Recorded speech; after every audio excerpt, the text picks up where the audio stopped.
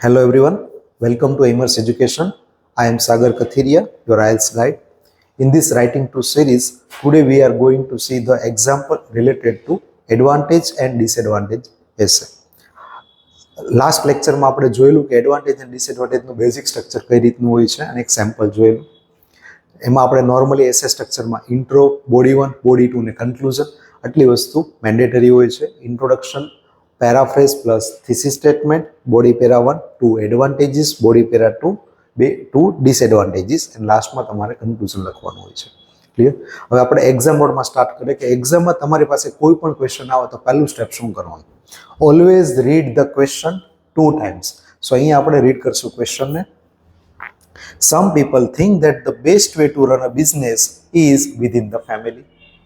What are the advantages and the disadvantages of a family run business? So અહીંયા તમારે question જે પણ આપેલો છે એસે ટોપિક અને ક્વેશ્ચન 2 times રીડ કરવાનું અને કીવર્ડ અંડરલાઈન કરતા જવાનું. Some people think that the best way to run a business is within the family. What are the advantages and disadvantages of a family run business? Same જ છે, run a business within family તો family run business. પછી આપણે edit keyword underline કરી નાખ્યા. અહીંયા તમારો task છે, આ તમારો એસેનો ટોપિક છે. આ થઈ ગયો ફર્સ્ટ એસે ટોપિક, લાસ્ટ જે આપેલું છે task. Then you have to identify the topic, detail and restriction. આમાં મેઇન થીમ કે ટોપિક શું છે? Run a business. એના રિલેટેડ કોઈ ડિટેલ્સ આપેલી છે કે યસ વિધિન ધ ફેમિલી. બીજી ડિટેલ્સ બેસ્ટ વે, કોઈ રેસ્ટ્રિક્શન આપેલું છે કે અત્યારના ટાઈમમાં લાસ્ટ ડિકેટ્સમાં કે કંઈ પણ XYZ નો કોઈ પણ કન્ટ્રી, ટાઈમ, લોકેશન કે એવું સ્પેસિફિક કંઈ પણ વસ્તુ આપેલી નથી. સો કહી શકીએ ટોપિક છે રન અ બિઝનેસ, ડિટેલ છે વિધિન ધ ફેમિલી, અથવા કહી શકો ફેમિલી રન બિઝનેસ. ટાસ્ક શું છે? Advantages and disadvantages. તો એક્ઝામમાં જ્યારે પણ પહેલા ટાસ્ક તમને ખબર પડી જાય કે એડવાન્ટેજીસ એન્ડ ડિસએડવાન્ટેજીસ પૂછેલા છે તો first of all structure, advantage and ડિસએડવાન્ટેજનું structure, intro, body 1, body 2 conclusion. ઇન્ટ્રોમાં પેરાફ્રેઝ કરીશ, થીસિસ લખીશ, બોડી 1માં 2 એડવાન્ટેજ લખીશ, બોડી 2માં 2 ડિસએડવાન્ટેજ લખીશ અને કન્ક્લુઝન. ડાયરેક્ટ માઇન્ડમાં આ ટાઈપનું સ્ટ્રક્ચર પોપઅપ થઈ જવું જોઈએ. પછી ડાયરેક્ટ ઇન્ટ્રો સ્ટાર્ટ કરી દેવાનું. મોસ્ટ ઇમ્પોર્ટન્ટ, અત્યારે આપણે આઈડિયા પર ફોકસ નથી કરતા. કેમ? ઇન્ટ્રોડક્શન લખવા માટે કોઈ પણ આઈડિયાની જરૂર નથી. તો હંમેશા ડાયરેક્ટ ક્વેશ્ચન સમજ્યા પછી, after understanding the question, you should write introduction. In introduction, we have to do paraphrasing plus thesis. Clear? So આપણે પેરાફ્રેઝ કરશું કયા સેન્ટેન્સનું? ફર્સ્ટ જે તમારો એસે ટોપિક છે એનું. Some people think that, અને બેસ્ટ મેથડ પેરાફ્રેઝિંગ કરવાનું કઈ રીતે, એ કઈ રીતે શીખશું? તો પેરાફ્રેઝિંગ શીખવાની બેસ્ટ મેથડ છે રિવર્સ એન્જિનિયરિંગ. ગૂગલ ઉપર જઈને ડાયરેક્ટ તમારે સર્ચ કરવાની કોઈ જરૂર નથી. ક્વેશ્ચન અને સેમ્પલ આન્સર આપેલા છે એમના બેઝથી તમે શીખો. જેમ કે અહીંયા આપેલું છે some people think that, many people believe that. સમનો સિનોનિમ્સ મેની નથી, પણ કોન્ટેક્સમાં અમુક લોકો, તો એ કોન્ટેક્સમાં સમનું આપણે મેની કર્યું. પીપલનું પીપલનું ઇન્ડિવિજ્યુઅલ્સ કરી શકો, પણ એના સિવાય કોઈ સિટીઝન કરવાની જરૂર નથી, હ્યુમન બિઈંગ કરવાની જરૂર નથી.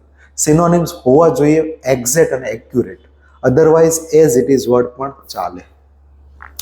Think that, believe that. આમના પરથી તમને આઈડિયા આવ્યો કે જ્યારે પણ આ રીતનું આપેલું હોય સમ પીપલ થિંક ધેટ, ત્યારે તમે મેની પીપલ બિલીવ ધેટ કરી શકો, અથવા બિલીવ ધેટ હોય તો થિંક ધેટ કરી શકો. ક્લેમ ધેટ, આર્ગ્યુ ધેટ, ઘણા સિનોનિમ્સ છે. The best way to run a business is within the family. અહીંયા એ લોકોએ થોડું વર્ડ ઓર્ડર ચેન્જ કરેલો છે. Operating a business, run a business is within the family member. આ બંનેને કમ્બાઈન કરીને આગળ લખેલું છે. ઓપરેટિંગ અ બિઝનેસ પહેલા તો, run a business, operating a business. તો અહીં કહી શકો તમે કે વર્ડનું ફોર્મેશન, રનનો સિનોનિમ્સ ઓપરેટ, ઓપરેટનું વર્ડ ફોર્મેશન ચેન્જ કર્યું ઓપરેટિંગ. ટુ રન ઇન્ફિનિટિવ હતું, હેતુ દર્શાવતો હતો, ઇન્ટેન્શન. અહીંયા ઓપરેટિંગ આઈએનજી ફોર્મમાં આવી ગયું છે. Operating a business, business within the family. અહીંયા છે with family members. Within the family, તો ફેમિલીમાં કોણ હોય? Family members.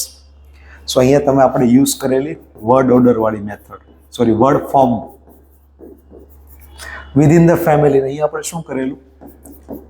સિનોનિમ્સ ટ્રાય કરી, ના મળ્યા તો ડેફિનેશન. આપણે વિચારેલું કે વિધિન ધ ફેમિલીનો મતલબ શું? With family member. થિંક, તો અહીંયા આપણે શું કર્યું? સિનોનિમ્સ. પછી પાછળનો વર્ડ આપણે આગળ લઈએ તો આ એ શું થઈ ગયું વર્ડ ઓર્ડર. તો જોવા જવું તો આપણે ઘણી મલ્ટિપલ મેથડ કમ્બાઈન કરી, synonyms with the help of definition, word form અને વર્ડ ઓર્ડર ચેન્જ કર્યા. Operating a business with family member is the best way, most efficient and effective model.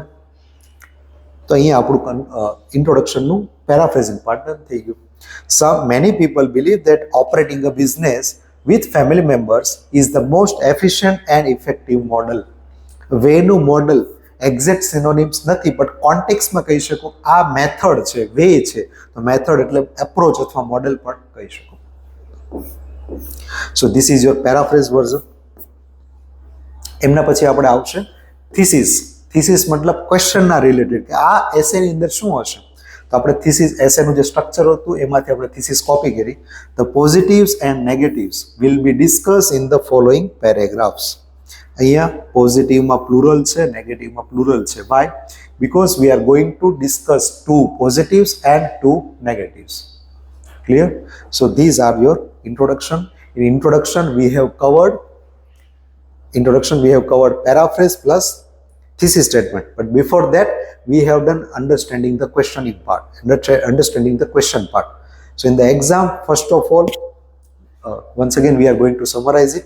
In the exam, first of all, read the question 2 times, do the underline, identify topic, detail and restriction, understand the task.